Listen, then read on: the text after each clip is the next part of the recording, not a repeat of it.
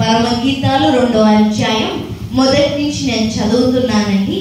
నేను షారోను పొలములో పూయు పుష్పము వంటి దానను, లోయలలో పుట్టు పద్మము వంటి దానను, బలు రక్కసి చెట్లలో వల్లి పద్మము కనబడినట్లు స్త్రీలలో నా ప్రియురాలు కనబడుచున్నది. లాస్ట్ వీక్ కూడా మనం మాట్లాడుకోవడం జరిగింది. ఇది వరుడైన యేసయ్య, అదేంటి ప్రియుడైన యేసయ్య తన వధువు కావాల్సిన ప్రియురాలితో మాట్లాడుతున్న ప్రవచన మాటలు ఎలా ఉండాలి అన్న విషయాన్ని గురించి మనం ధ్యానించుకుంటున్నాం. ఆమె అంటున్న మాట, I am the rose of Sharon and the lily of the valley. నేను షారోను పొలములో పూయబడు పుష్పము వంటి దానను. అంటే మామూలుగా స్త్రీలని పూలతోటి నదులతోటి పోలుస్తారు. యేసయ్య కూడా అట్లాగే పోల్చాడు. దీంట్లో వింత ఏంటండి, దీంట్లో కొత్త ఏంటండి అని ఆలోచన రావచ్చు. కాకపోతే ఈ షారోన్, ఈ రోజ్ ఆఫ్ షారోన్, ఈ లిల్లీ ఆఫ్ ద వ్యాలీ యొక్క గొప్పతనం ఏంటి అంటే అన్ని చోట్ల పూయదు. అదవుతుందా? అన్ని చోట్ల రాదు. It's a special place. అర్థమవుతుందా?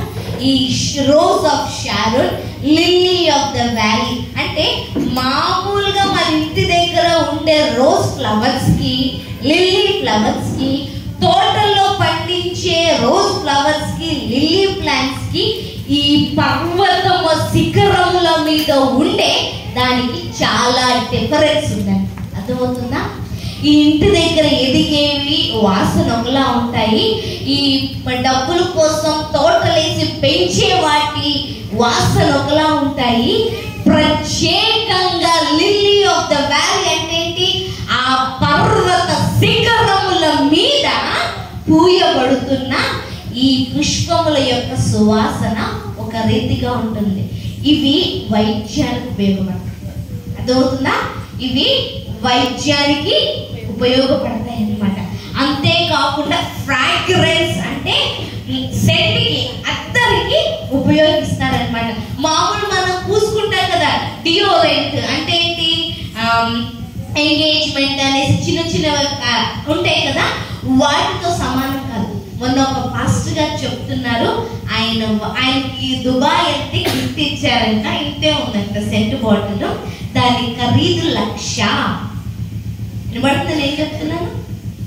ఆయనకి ఇవ్వబడిన గిఫ్ట్ సెంట్, దాని ఖరీదు ఎందుకు అంటే అది అరుదైనది, విలువ కలిగినది.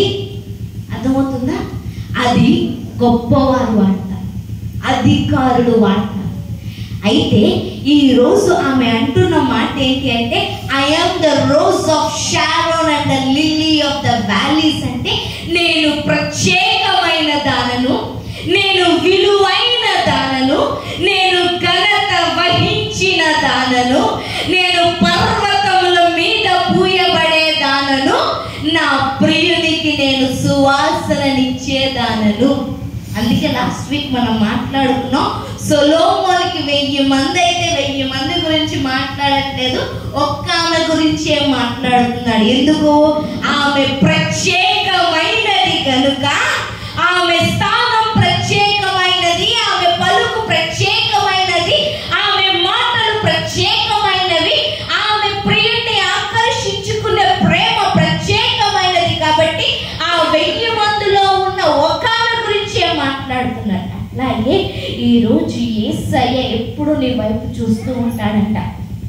ఆ ప్రేమ పొందుకోవాలని, ఆ ఆకర్షణ పొందుకోవాలని, ఆ విధంగా నీ పలుకులు, నీ గుణం, నీ సువాసన ఉండాలి అని. అర్థమవుతుందా? మనం దేవునికి సువాసన ఇచ్చేవారి ఉంటే దేవుడు మనల్ని వైద్యానికి ఉపయోగించుకుంటాడు. దేనికి? మెడిసిన్. ప్రపంచంలో ది టాప్ మోస్ట్ ఇండస్ట్రీ ఏది అంటే ఫార్మటికల్ ఇండస్ట్రీ. అర్థమవుతుందా? బాగా వ్యాపారం జరుగుతుంది కూడా ఇదే. కరోనా తర్వాత హాస్పిటల్ అసలు లెక్క చూడలేకపోతున్నామండి. డబ్బులకు విలువ లేదు. కరోనాకు ముందు ఎంత ఎక్కువైనా కానీ 10 లక్షలు, అంతకంటే ఎక్కువ బిల్ లేదు. ఆఫ్టర్ కరోనా తర్వాత 30 అంటున్నారు, 60 అంటున్నారు, 70 అంటున్నారు, 90 లక్షలు వైద్యం కూడా జరుగుతుంది తెలుసా? అంటే ఏంటి? వైద్యం కూడా బాగా టాప్ లెవెల్ కి పెరిగిపోయింది. న్యూ మెడిసిన్స్ వస్తూనే ఉన్నాయి, దాని విలువ తగ్గట్లేదు. అంటే ఏంటంటే విలువ కూడా అంటే ప్రాణానికి డబ్బుకు కూడా విలువ కూడా పోయింది, అంత ఎక్కువ అయిపోయింది అనమాట. ఈరోజు జనానికి వైద్యం కావాలా? జనానికి ఏం కావాలా? వైద్యం కావాలా? దేవుడు నిన్ను నన్ను ఒక ఔషధంగా వాడుకోవాలని ఆశపడుతున్నాడు.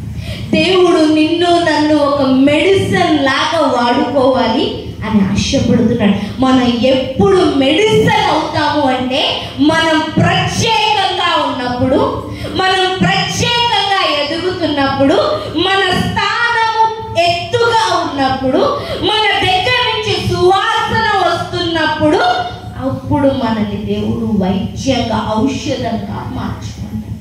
అప్పుడు దేవుడు మనల్ని ఔషధంగా మార్చుకుంటాడు. నెక్స్ట్ అధ్యాయం, ఈ అధ్యాయంలో చాలా ఉన్నాయండి మాట్లాడుకోవడం. ప్రతి లైన్ కూడా చాలా వండర్ఫుల్. 4వ వచనం నేను చదువుతున్నాను. అతడు నన్ను విందుశాలకు తోడుకొని పోయాను, నా మీద ప్రేమను ధ్వజముగా ఎత్తెను. He brought me to the banqueting house and his banner over me is love.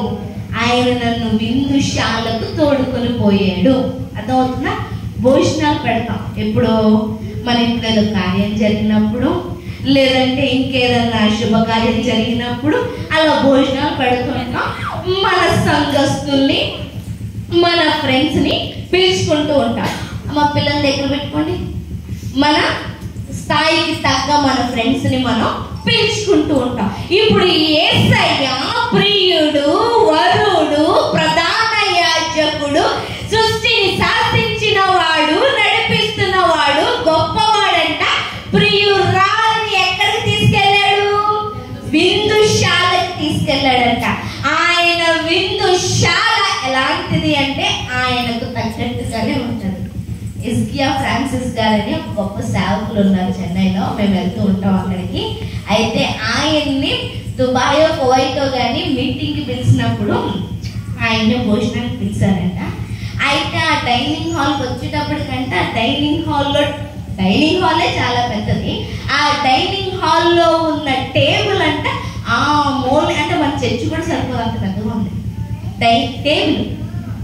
దాని మీద చాలా వందల రకాల ఐటమ్స్ ఉన్నాయంట. ఒక్కొక్కటి తీసి చూస్తుంటే ఆశ్చర్యపోతున్నాడంట, ఆనందిస్తున్నాడంట. ఏంటంటే కొన్ని లక్షలు ఉన్నాయా? ఏంటి?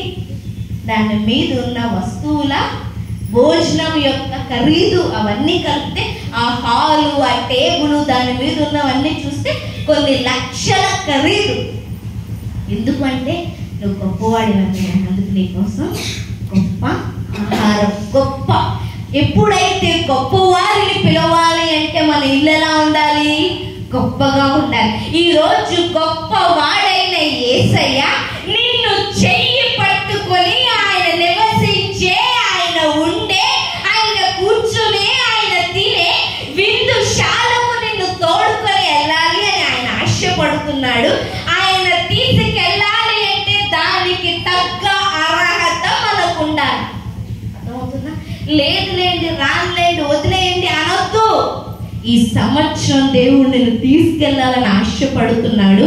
ఆయన విందుశాలలో కూర్చునే దానికి యోగ్యత మనం పొందుకోవాలి. అర్థమవుతుందా? ఏమైనా పర్వాలేదు, నీతో పాటు వస్తాను ప్రభువా నా విశ్వాసాన్ని పెంచుకుంటాను. ఏమైనా పర్వాలేదు, వాక్యం చదువుతాను. ఏమైనా పర్వాలేదు, ప్రార్థన చేస్తాను. ఏమైనా పర్వాలేదు, సువార్త ప్రకటిస్తాను. ఏమైనా పర్వాలేదు, నా జీవితాన్ని మార్చుకుంటాను, విడిచిపెట్టే వాటిని విడిచిపెడతాను అని ఎప్పుడైతే నిర్ణయం తీసుకుంటామో, తెగింపుతో కలిగిన ఆత్మీయ జీవితాన్ని జీవిస్తామో ఆయన పట్టుకొని వెళ్తాడు. అర్థమవుతుందా? అందరికి కాదు, స్పెషల్ ఆమెను మాత్రమే తీసుకెళ్ళాడు. వాళ్ళు ఏనిపిస్తుందా? ఆమెను మాత్రమే తీసుకెళ్ళాడు విందుశాలకి. ఈరోజు దేవుడు నిన్ను మాత్రమే తీసుకెళ్ళాలని ఆశపడుతున్నాడు. సంఘాన్ని మాత్రమే తీసుకెళ్ళాలని ఆశపడుతున్నాడు. ఆ విందుశాలలో కూర్చునే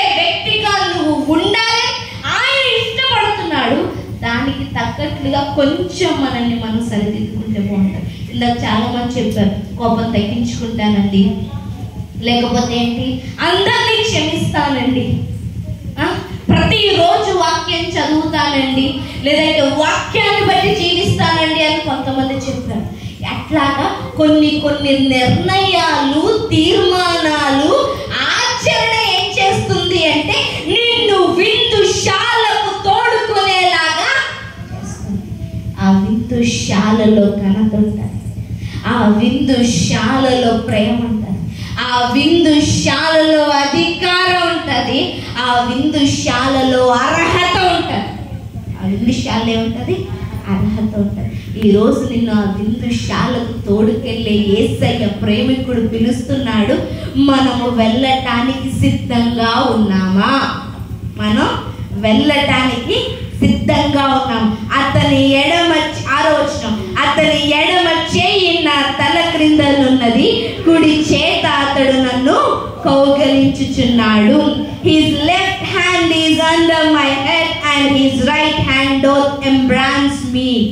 ఎడమ చెయ్యి ఎలా ఉందంట? తల కింద ఉందంట. కుడి చెయ్యితో ఏంటి? కౌగలించుకున్నాడంట. మనం తల కింద ఎవరు చేయబడతాం? పిల్లలకి తల కింద చేయబడతాం. ఎందుకు? సంరక్షించడానికి, పడిపోకుండా ఉండటానికి. ఆ మెడ చాలా సెన్సిటివ్గా ఉంటుంది కాబట్టి మెడ జారిపోకుండా ఉండటానికి. ఈ రోజు ఒక తండ్రి లాగా నిన్ను సంరక్షించే యజమానుడిలాగా నీ తల కింద చెయ్యి పెడతాను అంటూ ఆయన సెలవిస్తున్నాడు. కుడి చేత ఆయన ఏం చేస్తాడు? ఎంబ్రాన్స్ అని ఉంది. అంటే దానికి అర్థం ఏంటంటే వీపు మీద చెయ్యేసి ఇట్లా ఇట్లా ఇట్లా ఇట్లా. అంటే ఏంటి? గాయపడినప్పుడు, బాధపడినప్పుడు, దుఃఖంతో ఉన్నప్పుడు, వేదనతో ఉన్నప్పుడు మన ప్రియుడికి మనం ఏం చేస్తాం? బాధపడుతూ అంటే ఏంటి? నిన్ను ప్రియురాలిగా, నిన్ను అదేంటి ప్రేమించే వ్యక్తిగా, లేకపోతే కుమార్తెగా, లేదంటే ఆయన భర్తగా నేనేం చేస్తానని చెప్తున్నాడు? ఆదరిస్తాను, ప్రేమిస్తాను, నీకు ధైర్యాన్ని ఇస్తాను, నీతో నిలబడతాను, నేనున్నాను. బాగా దుఃఖంలో ఉన్న వాళ్ళు ఎప్పుడైతే మనం కౌగలించుకొని చెయ్యితో ఇలా ఇలా అంటామో బాధపోతుందండి. అర్థమవుతుందా? ధైర్యంగా ఉంటారు, ఆదరణతో ఉంటారు, బలంగా ఉంటారు. ఈరోజు దేవుడిని బలం అవుతానని చెప్తున్నాడు, దేవుడిని ఆదరణ అవుతానని చెప్తున్నాడు. దేవుడు ప్రతి క్షణం నీతో ఉంటానంటున్నాడు, నీ ప్రియుడిని అవుతానంటున్నాడు, నీ యజమానుని అవుతానంటున్నాడు, నిన్ను సంరక్షిస్తానంటున్నాడు, నిన్ను పట్టుకొని కౌగలించుకొని ఉంటానని చెప్తున్నాడు. ఈరోజు దానికి తగ్గట్టు నిజంగా చెప్తున్నాం, ఆల్ బ్లెస్సింగ్స్ ఆర్ గివెన్. చాలా అన్ని ఆశీర్వాదాలు, చాలా కాదు అన్ని ఆశీర్వాదాలు ఇవ్వబడి ఉన్నాయి. వాటన్నిటిని పొందుకునే విధంగా మనం ఉన్నామని ఇచ్చేసాడు దేవుడు. ఇక్కడే ఉన్నాయి, మన ముందే ఉన్నాయి. కానీ వాటిని మనం తీసుకోవాలి అంటే we have to take one step. ఒక అడుగు వేయాలి. నీ ప్రవర్తన ఏదో దేవుడికి నచ్చాలా, నీ మాట ఏదో దేవుడికి నచ్చాలా, నీ తీరు ఏదో దేవుడికి నచ్చాలా, నీ ప్రార్థన ఏదో దేవుడికి నచ్చాలా, నువ్వు కూర్చునే విధానం ఏదో నచ్చాలా, నువ్వు ప్రేమించే విధానం ఏదో నచ్చాలా. ఎప్పుడైతే ఆయన అబ్బా తన చూపు నాకు రాయబడింది, తన చూపు చేత నన్ను వశపరుచుకుంది. అర్థమవుతుందా? లాస్ట్ వీక్ మనం మాట్లాడుకున్న తన కళ్ళు గువ్వ కళ్ళవలే ఉన్నాయి అని. అంటే ఏంటి? ఎదురు చూస్తుంది. మనము దేవుని కోసం ఎదురు చూచే వారిగా ఉన్నామా? సంఘం ఎప్పుడు అలాగే ఉండాలండి. అర్థమవుతుందా? ఎవరో తిడతారనో, లేకపోతే రాకపోతే అడిగారు ఏదో అంటారనో, లేకపోతే ఆచరణగా వస్తారనో కాదు. దేవుడి కోసం ఎదురు చూచే మనసుతో, ఎదురు చూచే కళ్ళతో ఎక్కడికి రావాలా? ప్రార్థనలోనికి, మందిరంలోనికి రావాలా. నీ చూపు మాత్రమే ఆయన్ని వశపరుచుకుంటాడు. నువ్వు ప్రేమ చూపు చూస్తేనే అది మాత్రమే ఆయన్ని వశపరుచుకుంటాడు. నువ్వు ప్రేమతో మాట్లాడితేనే అది మాత్రమే వశపరుచుకుంటాడు. నువ్వు ప్రేమతో మోకాళ్ళేస్తేనే అది మాత్రమే వశపరుచుకుంటుంది. అర్థమవుతుందా? ఇప్పుడు అది అవసరం. ఆత్మీయంగా స్పిరిచువల్గా మనం ఏం చేస్తున్నాం, ఏమయ్యాము అన్నది చాలా అవసరం. 4వ అధ్యాయంలోకి వెళ్దామండి.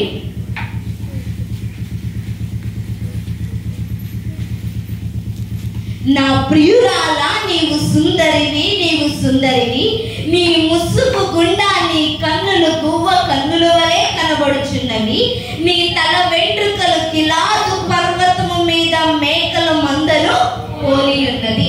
ఆల్రెడీ మనం గువ్వ కళ్ళ గురించి మాట్లాడుకున్నాం, ఎదురు చూపు చూసే కళ్ళు అనేసి. ఆ కింద ఉంది ఏంటి అంటే, నీ తల వెంట్రుకలు కిలాదు పర్వతము మీద మేకల మందను పోలి ఉన్నవి. ప్రియురాలి యొక్క సౌందర్యాన్ని వర్ణిస్తున్నాడు. ఎవరు? సొలొమోను. అంటే ఏంటి? యేసయ్య ఇప్పుడు సంఘం ఉండాల్సిన విధానాన్ని ఏం చేస్తున్నాడు? ఆశపడుతున్నాడు. ఏమని? ఎలా ఉంది? ఇలా నీ తల వెంట్రుకలు గిలాదు పర్వతము మీద మేకలు మందను పోలి ఉన్నది. మేకలు మందగా ఉంటాయి, అర్థమవుతుందా? గుంపుగా ఉంటాయి, సమూహంగా ఉంటాయి, నల్లగా ఉంటాయి. అవునా? నల్లగా ఉంటాయి. ఈరోజు దేవుడు సంఘాన్ని గుంపుగా ఉండే సంఘంగా, ఒకే దగ్గర ఉండి మేత వేసే గుంపుగా, అందరూ నల్లగా అంటే ఏం చేస్తాం? ఒక తెల్లటి రంగు అబ్బా చాలా చిరాగ్గా కనపడుతుంది, అయితే తీసేయడానికి లేదంటే రంగు వేసేయడానికి ఇష్టపడతాం. అంతేనా? అవునా లేదా? తెల్లగా కనపడితే బాగున్నాయి కదా నువ్వు చేసుకుంటున్నావా? చెప్పండి అమ్మా. అలాగే మనలో మార్పు లేకుండా ఉండాలి. అర్థమవుతుందా? సంఘం అంట మార్పు లేకుండా నువ్వు, అర్థమవుతుందా? ఎవరి గుండె మీద వారు చెయ్యి పెట్టుకొని చెప్పుకోవాలి, దేవుడి పట్ల, సేవకుల పట్ల, సంఘం పట్ల మార్పు లేకుండా అదే మొదటి ప్రేమతో గుంపుగా, సమూహముగా, జత చేయబడి క్రమముగా ఉండాలి, కట్టబడి ఉండాలి. అర్థమవుతుందా? కట్టబడి. ఇప్పుడు ఏం చేస్తాం మనం? లేవగానే లేదంటే ఎక్కడికి వెళ్ళాలన్నా కానీ, వచ్చినా కానీ ముందు అర్థం ముందు ఏం చూసుకుంటాం? జుట్టు సరిగ్గా క్రమంగా ఉందా లేదా అని చూసుకుని క్లిప్ పెట్టేవాళ్ళు, క్లిప్పు రబ్బర్ బ్యాండ్ పెట్టేవాళ్ళు, రబ్బర్ బ్యాండ్ జడ అల్లుకునేవాళ్ళు. ఎందుకు? క్రమంగా లేకపోతే ఏంటో పిచ్చి చుట్టూ అంటావా లేదా? అంటావా లేదా?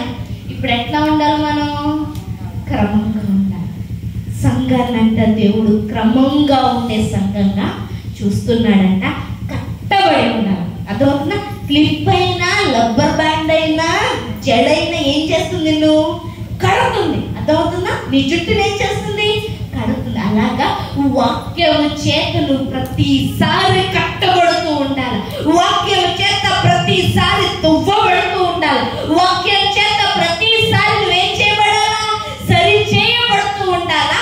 అలా ఉంటే దేవుడు నిన్ను పొగుడుతాడు. అర్థమవుతుందా?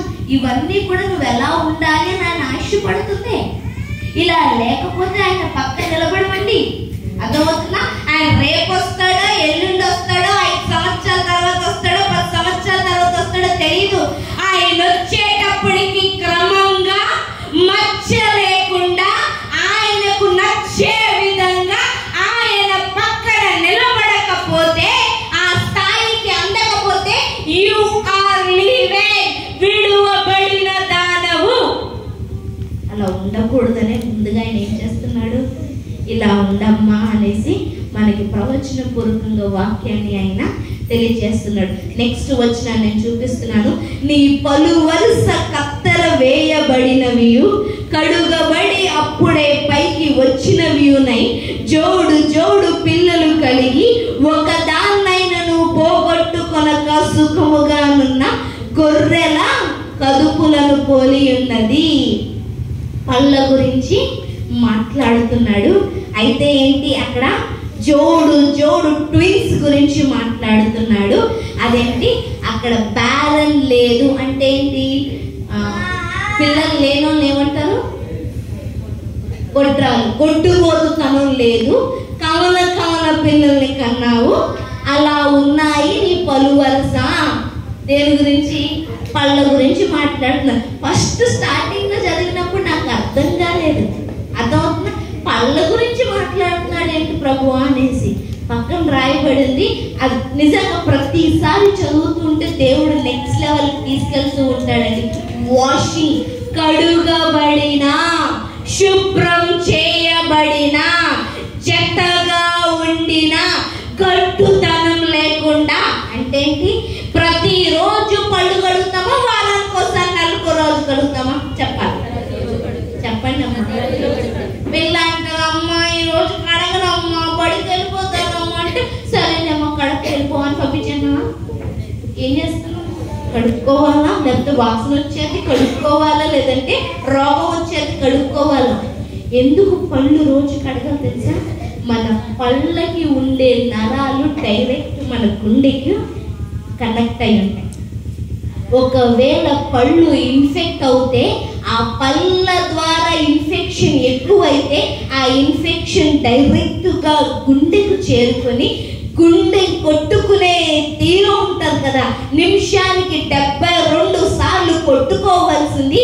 అయితే ఇన్ఫెక్షన్ ద్వారా అధికమన్న అవుతుంది, లేదా ఇన్ఫెక్షన్ ద్వారా తగ్గిపోతుంది. అర్థమవుతుందా? గుండె సరిగ్గా కొట్టుకోకపోతే చచ్చిపోతాం. అర్థమవుతుందా? మన జీవితంలో ఆత్మీయంగా ప్రతిరోజు వాక్యం చేత శుభ్రం లేకపోతే, వాక్యాన్ని పొందుకుంటూ ఆత్మీయంగా జోడు జోడు కవల పిల్లల్ని కనకపోతే, గట్టుతనం కలిగి ఉంటే ఆత్మీయంగా వీఆర్ బ్యారెన్, గట్టుబోతులు. పిల్లలు లేనివారు, దేవుడికి పిల్లలు లేకపోవడం అంటే ఇష్టమే ఉండదు. ఆయన ఆశీర్వాదం అన్ని డబలే. అర్థమవుతుందా? ఆయన ఆశీర్వాదాలన్నీ ఇసాకి ఎంతమంది? 2, యాకోబుకి 12 మంది. అర్థమవుతుందా? దేవుడికి అధికం చేయటం ఇష్టం, దేవుడికి మల్టిప్లై చేయటం ఇష్టం. నువ్వు ఒక అడుగేస్తే దేవుడు నిన్ను మల్టిప్లై చేయబోతున్నాడు. నువ్వు ఒక అడుగేస్తే ఈ నూతన సంవత్సరంలో, లేదంటే దేవుడి కోసం ఒక స్థాయికి వెళ్తాను, ఒక మెట్టు ఎదుగుతాను, విడిచిపెట్టుకోవాల్సిన విడిచిపెడతాను, కట్టుబోతులాగా నేను ఉండను, శుభ్రం చేసుకుంటాను. పోన అమ్మ నన్ను అన్నా పర్వాలేదు, నన్ను అన్నా పర్లేదు, నా రోషం వద్దు, పౌరుషం వద్దు, దేవుడి కోసం ఎదుగుతాను. ఒక అడుగు మనం ముందుకేసినప్పుడు, ప్రయాణంలో మనం ముందుకు వెళ్తున్నప్పుడు అంట ఆత్మీయంగా మన గుండె కొట్టుకుంటూ ఉంటాయి. అర్థమవుతుందా? మనం 2 రకాలు, 2 డబల్ బ్లెస్సింగ్తో దేవుడు మనల్ని ఆత్మీయంగా ఆశీర్వదిస్తాడు, లోకపరంగా ఆశీర్వదిస్తాడు. అర్థమవుతుందా? అబ్రహాము సంపదను చూసి, ఇసాకు ఆశీర్వాదాలు చూసి అబీమెలెకు గుండె జారిపోయిందంట. అబీమెలెకు ఏం చిన్న వ్యక్తి కాదండి, దేశానికే రాజు. రాజుగారు వచ్చి సలాం కొడుతున్నాను, ఏం చెయ్యొద్దు నాయన అంటే ఏంటి దానికి అర్థం? నీ బలం ముందు నా బలం సరిపోవట్లే, నీ జ్ఞానం ముందు నా జ్ఞానం సరిపోవట్లే, నీ సంపద ముందు నా సంపద సరిపోవట్లే, నీకున్న దాని ముందు నేను తోగట్లేదు, నేను నీ ముందు గుడ్డోళ్ళ ఉన్నాను రా, నన్ను క్షమించు, నన్ను కాపాడు, నన్ను ఏం చెయ్యొద్దు అంటున్నాడు. ఎప్పుడైతే ఆత్మీయంగా ఒక అడుగేస్తావో, ఆత్మీయంగా ఎదుగుతావో, శరీర క్రియలన్నీ నీ ముందు వంగాల్సిందే. అర్థమవుతుందా? ఈ వదలలేకపోతున్నానండి, నా వల్ల కావట్లేదండి శరీరం చెప్పదు. ఎందుకు? ఆత్మీయం ఎదుగుతుంది. ఎప్పుడైతే దేవుడిలో నువ్వు గొప్పవాడి అవుతావో, దేవుడి కోసం ఒక అడుగు నువ్వు వేస్తావో, అధికారులను కూడా దేవుడు నీ ముందు నిలబెడతాడు. అర్థమవుతుందా? అధికారులను కూడా నీ ముందు దేవుడు నిలబెడతాడు. ఈరోజు నీ వయసు ఎంతైనా, నీ జ్ఞానం ఎంతైనా కానీ దేవుడు గొప్పవారిని ముందు నిలబెట్టబోతున్నాడు. అధికారులను దేవుడిని ముందు నిలబెట్టబోతున్నాడు. సంఘం ముందు ఎవరైనా తల వంచాల్సిందే. అర్థమవుతుందా? సంఘం అంటే నీ ముందు ఎవరైనా కానీ తల వంచాల్సిందే. ఈరోజు అలాంటి గొప్పవారిని నీ ముందుకు తీసుకురావాలంటే నువ్వు ఎలా ఉండాలా? కనేవారిగా ఉండాలా, ఆత్మీయమైన బలం ఉండాలా, ఫిజికల్గా కూడా నీకు బలం ఉండాలా, ఆత్మీయమైన సంపద ఉండాలా, బాహ్యంగా కూడా సంపద ఉండాలి. ఈరోజు ఈ సంవత్సరం నుంచి దేవుడు నిన్ను అలా ఆశీర్వదిస్తాను, అలా హెచ్చిస్తాను అంటున్నాడు. దాని దానికి గల కారణం ఏంటి అంటే నిన్ను ప్రేమిస్తున్నాడు, నువ్వు ఇప్పటికైనా ఒక అడుగేస్తాను అని, ఇప్పటికైనా ఒక అడిగేస్తాననేసి. ఏదైతే నిర్ణయం తీసుకున్నావో, స్టెప్ తీసుకున్నావో దాని నుంచి నువ్వు వెనక్కి వెళ్ళకూడదు అని ఆయన ఆశపడుతున్నాడు. నీ పెదవులు ఎరుపు నూలును పోలి ఉన్నవి, నీ నోరు సుందరము, నీ ముసుకు గుండా నీ కణితలు విచ్చిన దానిమ్మ ఫలము వలె నగబడుచున్నవి. Thy lips are like a thread of scarlet. Thread of scarlet అంటే ఏంటి అంటే ఎర్రని ఏం నూలని రాయబడింది, ఎరుపు నూలును పోలి ఉన్నది. ఈ ఎరుపు నూలను మనం పాత నిబంధన గ్రంథంలో చూస్తాం. దేనికి అనేసి అంటే ఆయన తేరాలకి, కట్టెలకి, అదేంటి యాచక వస్త్రాలకి ఆయన దీన్ని ఉపయోగించమని చెప్తాడనమాట. ఎందుకు అనేసి అంటే మోషే గారు దర్శనంలో చూసారు పరలోక రాజ్యంలో ఉండే పోలిక, దాన్ని చెప్పిన దేవుడి ఇక్కడ ప్రత్యక్ష మందిరాన్ని అదేంటి నిరూపించమని చెప్తాడు. అంటే ఏంటి, ఈ ఎర్రని నూలు దేనికి సూచిస్తుంది అంటే యేసుక్రీస్తు రక్తానికి సూచిస్తుంది. అంటే ప్రతిసారి మన పెదవుల మీద, మన పెదవులలోంచి వచ్చే మాటల్లో ఏం కనిపించాలా, యేసుక్రీస్తు రక్తం కనిపించాలి. అదవుతుందా? మరి ప్రతి మాటలో యేసుక్రీస్తు రక్తం కనిపించినప్పుడు దుష్టుడికి భయం. అదవుతుందా? నిన్ను కొట్టాలని వచ్చేవాడికి నీ బలం తెలిస్తే, వాడికంటే నీ బలం ఎక్కువగా ఉందని తెలిస్తే ఆడు దెబ్బ కొట్టకుండానే, అడుగు వేయకుండానే వెనక్కి వెళ్ళిపోతాడు. అదవుతుందా? నీ బలం తెలియలేదనుకో, నీ గొప్పతనం తెలియలేదనుకో, ఎవళ్ళే వీడనేసి నీ మీద దెబ్బేసేస్తాడు. అదవుతుందా? ఈరోజు దుష్టుడు నిన్ను కొట్టాలి, కొడుతున్నాడు అంటే నీ బలం కనిపించట్టే. అదవుతుందా? క్రీస్తు యేసు రక్తం అనే బలాన్ని ధరించుకున్న వ్యక్తిగా ఉండాలి. మళ్ళీ చెప్తున్నాను, ఈ సంవత్సరం నీ ప్రేమ ఆయన పైన పెరగాలి. ఈ సంవత్సరం ఇయర్ ఆఫ్ హార్వెస్ట్, కోత కోసే సంవత్సరం. పనివారు కావాలి. ఈ హార్వెస్టింగ్ లో, ఈ కోత కోసే సమయంలో ప్రేమించబడేవారు, ప్రేమిస్తున్న వాళ్ళు మాత్రమే ఉపయోగించుకుంటాడు. ప్రేమ లేకుండా ఏమి చేసినా వ్యర్థం. అందుకు దేవుడి పట్ల నీ ప్రేమ ఎలా ఉంది, నీ మాటలు ఎలా ఉన్నాయి, నువ్వు ఎలా ఉన్నావు అన్నది కనిపిస్తే దాన్ని బట్టి దుష్టుడు ఆగిపోవాలా, నేను మాటేసి కొట్టేయాలా అన్నది డిసైడ్ అవుతాడు. అర్థమవుతుందా? దుష్టుడు నిన్ను కొట్టాలా, ఆగిపోవాలా, దానికి నీ చేతుల్లోనే ఉంది. అర్థమవుతుందా? అందరూ వింటున్నారా? నీ చేతుల్లోనే. దుష్టుడు నిన్ను కొట్టేయాలి అన్న నీ చేతుల్లోనే, దుష్టుడు ఆగిపోవాలన్నా కూడా నీ చేతుల్లోనే. ఎందుకు? యేసుక్రీస్తు రక్తం నీ మీద కనిపించినప్పుడు, అమ్మో ఇది యాజక వస్త్రం, ఇది ఎర్రని నూలు, ఈ బిడ్డ యేసుక్రీస్తు రక్తం చేత నిత్యము కడగబడుతూ కప్పబడుతూ ఉన్నాడు, నేను కొట్టలేను, నేను అధిగమించలేను అని ఆగిపోతాడు. అర్థమవుతుందా? లేదు అంటే నిన్ను మాటేసేస్తాడు. ఇప్పుడు ఏం కనిపించాలా? యేసుక్రీస్తు ఆయనతో సహవాసం చేస్తుంటేనే యేసుక్రీస్తు రక్తం కనిపిస్తుంది మన మీద. ఏం కనిపిస్తుంది? యేసుక్రీస్తు రక్తం కనిపిస్తుంది. దానిమ్మ పళ్ళ గురించి ఆయన పోలుస్తున్నాడు. నీ నోరు సుందరము, నీ ముసుకు గుండా నీ కణితలు విచ్చిన దానిమ్మ ఫలము వలె నున్నవి. Thy speech is comely, thy temples are like a piece of a pomegranate with thy locks. మీకు అర్థమైందా? కణితలు అంటే ఏంటి? కళ్ళు. లాక్ అని రాయబడింది అక్కడ క్లియర్గా. ఎక్కడైతే లాక్, తాళం అని రాయబడిందో ఏంటి అంటే దాన్ని దేవుడు చాలా ప్రాధాన్య స్థితి, గొప్ప స్థితి ఇచ్చాడు. మన దేహానికి మన కళ్ళు ఏంటి? దీపాలు.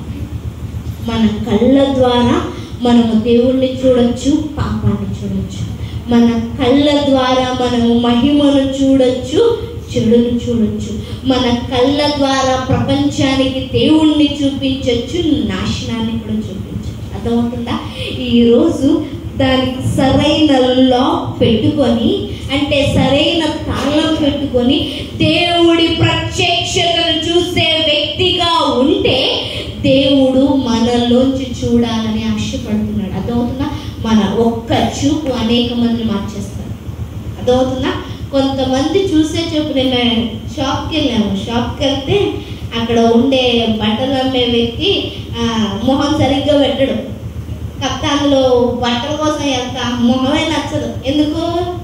మంచిగా అదేంటి మరి చిరాకుతో ఉంటాడో లేకపోతే ఇంకెలా ఉంటాడో తెలియదు, కానీ మొహం అదలో పెట్టేటప్పటికి వాడు మొహం చూస్తేనే కొడబుద్ది కాదమ్మా అంటుంది చేసి. అదవుతుందా? ఏంటి? కొందరు చూపు లేదంటే కొందరి ప్రవర్తన ఏం చేస్తుంది? ఎదుటివారు నిలబడాలా, ఆగిపోవాలా, ఉండాలా, వద్దా అన్న విషయం నిర్ణయిస్తారు. అయితే నీ కనీతలు నువ్వు లోకాన్ని చూసే కళ్ళతో దేవుణ్ణి చూడడం మొదలు పెడితే, పాపాన్ని చూసే కళ్ళతో దేవుడు మహిమను చూడడం మొదలు పెడితే, ఈ లోకంలో చెడు స్నేహం, చెడును చూసే ఈ కళ్ళతో దేవుడి ప్రత్యక్షతను, ఆయన పరిశుద్ధతను, పరలోక దర్శనాన్ని చూడడం మొదలు పెడితే దుష్టుడు కాలిపోతాడు. అర్థమవుతుందా? ఈ దయ్యాలు పట్టుకున్న వాళ్ళు ఫస్ట్ రాగానే ఏంటంటే అయితే కళ్ళు మూసుకుంటాయి, లేదంటే కొన్ని పవర్ ఎక్కువ ఉన్న దయ్యాలు కళ్ళు తెరిచి కళ్ళల్లో పెట్టి కళ్ళు చూస్తాయి. అర్థమవుతుందా? దేవుడు కనిపిస్తున్నాడు. దేవుడు కనిపిస్తాడు దయ్యాలు కదా. దేవుడు కనిపిస్తే ఆ దయ్యాలు పారిపోతాయి, విడిచిపెట్టి వెళ్ళిపోతాయి, అగ్ని చేత కాల్చబడతాయి, మంటపడతాయి. అర్థమవుతుందా? అదే ఆ కళ్ళల్లో పాపం కనిపించింది అనుకో, అదే ఆ కళ్ళల్లో మోహం కనిపించింది అనుకో, అదే ఆ కళ్ళల్లో కోపం, ఈర్ష్య, అసూయ కనిపించింది అనుకో, అక్కడి నుంచి దయ్యం నీలో షిఫ్ట్ అవుతుంది. అర్థమవుతుందా? అక్కడి నుంచి దుష్టుడు నీలో షిఫ్ట్ అవుతాడు. దానిమ్మ పళ్ళు, ఎందుకు దానిమ్మ పళ్ళతో పోల్చారు తెలుసా? దానిమ్మ పళ్ళు ఒలుస్తామా? దానిమ్మ పళ్ళు ఎలా ఉంటాయి? క్రమంగా పెంచబడి ఉంటుంది. అర్థమవుతుందా? ఆ మధ్యలో ఏముంటుంది? సన్న పొరలా ఉంటుంది. దేనికి సెట్ అయ్యేది దానికి సెట్. అర్థమవుతుందా? మనం మన కుటుంబాన్ని చూసుకోవాలి, మందిరాన్ని చూసుకోవాలి, మనం మన సంపదను చూసుకోవాలా, సన్నిధిలో సంపదను చూడాలి, మనం మనని సరి చేసుకుంటూ పక్కల్ని సరి చేయగలాలా, మనం క్రమంగా ఉండాలా, క్రమపరచాలా. సంఘాన్ని దేవుడు క్రమపరిచేదానిగా చూస్తున్నాడు. అదొక పైన ఎర్రగా గట్టిగా ఉంటుంది తోలు, అంత గట్టిగా లేకపోతే లోపల ఉన్నాయని క్రమం తగ్గిపోతాడు. అదవుతుందా? అందుకే నాయకుడు కానీ, సేవకుడు కానీ, యేసుక్రీస్తు కానీ, వాక్యం కానీ కఠినంగా తగ్గుతారు. అర్థమవుతుందా? అమ్మో గట్టిగా మాట్లాడేస్తారమ్మా, అనేసారమ్మా అనేసి తెగ బాధపడిపోతారు. అంత కఠినంగా లేకపోతే లోపల సంరక్షింపబడవమ్మా, లోపల కాయబడవమ్మా. ఎందుకు తింటారు దానిమ్మ పళ్ళు? బ్లడ్ ఏముంది? బ్లడ్లో ఏముంది? రక్తంలోనే ప్రాణం. నీ ప్రాణం, నీ ఆత్మీయ జీవితం నువ్వు క్రమంగా, సక్రమంగా, గొప్పగా స్థాయిలో ఉండాలి అనేసంటే నీకేం కావాలా? గట్టిగా ఉండే వాక్యం కావాలా, నిన్ను క్రమపరిచే నాయకుడు కావాలి. ఈరోజు సంఘంలో ఈ లక్షణాలన్నీ కనిపిస్తేనండి దేవుడు మనల్ని విద్యుశాలకు తీసుకెళ్తాడు. దేవుడు ఆయన పక్కన నిలబెట్టుకుంటాడు. అర్థమవుతుందా? ఆయన స్థాయికి తగ్గట్టుగా ఉండాలనే ఆశపడుతున్నాడు. అర్థమవుతుందా? ఎవరు పడితే ఒక రోజు వస్తుందంట, దుష్టుడు నిలబడి మాట్లాడతాడంట, ఈ అమ్మాయి వాడితో అలాగుంది, ఆ మెసేజ్లో ఇలాగుంది, లేకపోతే ఈ అబ్బాయి ఎలాగున్నాడు, ఈ అమ్మ ఎలాగుంటుంది అని మన మీద నేరస్థాపన చేస్తూనే ఉంటాడంట. ఆ రోజు యేసయ్య సిగ్గుపడకుండా ఉండాలి అంటే ఈ రోజు నిన్ను సరి చేసుకోమని మాట్లాడుతున్నాడు. ఇవన్నీ ఎందుకో తెలుసా? నిన్ను ప్రేమిస్తున్నాడు. ఇవన్నీ ఎందుకో తెలుసా? నీకు ఒక మహిమకరమైన స్థానాన్ని ఇవ్వాలని ఆశపడుతున్నాడు. ఇవన్నీ ఎందుకో తెలుసా? ఆయనతో పాటు నువ్వు ఉండిపోవాలని దేవుడు ఉద్దేశిస్తున్నాడు. అర్థమవుతుందా? ఈ లోకం గొప్పది కాదండి, ఈ లోకం గొప్పది కాదు. ఆయన నీకోసం తయారు చేస్తున్నాడు రాజ్యం, అది గొప్పది. ఈ లోకం శాశ్వతం కాదు, టెంపరరీ. నీకోసం తయారు చేశాడే రాజ్యం, అది పర్మనెంట్. అక్కడ ఆకలి ఉండదు, దప్పిక ఉండదు, ప్రాణం పొయ్యటం అనేదే ఉండదు. నిత్య జీవం ఎప్పటికీ నిన్ను ఉంచేసుకోవాలనుకుంటున్నాడు, ఎప్పటికీ తన పక్కన పెట్టుకోవాలనుకుంటున్నాడు. ఆయన ఉండే దర్జాతో నిన్ను కూడా ఉంచుకోవాలని ఆశపడుతున్నాడు. ఆయన ఎలాగైతే ఎప్పుడు సజీవుడో నిన్ను కూడా అలాగే ఉంచాలని ఆశపడుతున్నాడు. అలా ఉండాలి అంటే ఆయన్ని ప్రేమించాలి. ప్రేమించిన వాళ్ళు ఆయనతో ఉండిపోతారు. ప్రేమించిన వాళ్ళు ఆయన కోసం ఏమైనా విడిచిపెట్టుకుంటారు. ప్రేమించిన వాళ్ళు క్రమంగా ఉంటారు, మలినం లేకుండా ఉంటారు, ఆయన చేత సంరక్షింపబడతారు, ఆయన చేతే ఆదరింపబడతారు. బాగా వచ్చిండ్రా ఆడింటికి వెళ్తారు, ఈడింటికి వెళ్తారు, ఫోన్లో గంట ఉంటారు అనేసి అంటే నీ బాధ క్షణానికి పోతే తప్ప సొల్యూషన్ రాదమ్మా. అర్థమవుతుందా? ఆయన ఆదరిస్తేనే నువ్వు ఆదరింపబడతావు, నిలబడతావు. ఈరోజు ఆయన నిన్ను జోడు పిల్లల్ని కనే సంఘంగా చూడాలని ఆశపడుతున్నాడు. దానిమ ఫలము వలె క్రమంగా ప్రతిదీ బ్యాలెన్స్ చేసుకునే వ్యక్తిగా చూడాలని ఆశపడుతున్నాడు. నీ కళ్ళు కొవ్వ కళ్ళ వలె కనిపించాలి. ఎట్లాగా? కొవ్వ కళ్ళ వలె కనిపించాలి. అంటే ఏంటి? ఎదురు చూపు ఎవరి కోసం? యేసయ్య కోసం. ఇంకా సిద్ధపడలేదండి అన్న వాళ్ళకి ఎదురు చూపు రాదు. ఆయన కోసం రోజు రోజుకి పరిపూర్ణంగా మారుతున్న వాళ్ళకి మాత్రమే సిద్ధపాటు ఉంటుంది. సిద్ధపడిన తర్వాత ఏం చేస్తాం? ఎదురు చూపులు చూస్తాం. ఇప్పుడు మీ భర్త గారు పలానా ఇంటికి నేను వచ్చేస్తానమ్మా, రెడీ అయిపోయి ఉంటామా అనేసి అంటారు. ఇంటి పని, వంట పని, బట్టలు కూడా ఆ పని ఈ పని చూస్తే ఎదురు చూపు రాదు. అర్థమవుతుందా? పనులన్నీ చేసేసుకొని చీర కట్టుకొని ఎప్పుడు కూర్చుంటే అప్పుడు వస్తుంది. ఏంటి? ఇంకా రాలేదేంటో, అప్పుడు ఆలోచనలు మొదలవుతాయి. అర్థమవుతుందా? లేదు, పనిలో ఉండిపోయి మనకు ఎదురు చూపు వస్తుందా? అది ఇప్పుడు నీకు అర్థం కాదు. వేరే లోకపు పనిలో ఉన్నావు కాబట్టి యేసయ్య రావాలి అన్న ఎదురు చూపు లేదు. నీ లక్ష్యం ఆయన అయినప్పుడు, నీ గురి అయినప్పుడు, నీ ప్రేమ ఆయన అయినప్పుడు, నువ్వు ఉండే స్థానం ఆయన అయినప్పుడు ఏమవుతుంది? ఎదురు చూపు, గువ్వ కళ్ళు ఆయన్ని ఆకర్షించుకుంటాయి, వశపరుచుకుంటాయి. ఈరోజు అలా దేవుడు నిన్ను చూడాలని ఆశపడుతున్నాడు. ప్రార్థన చేస్తున్నాము. ఒకళ్ళ దేవానికి స్తోత్రం.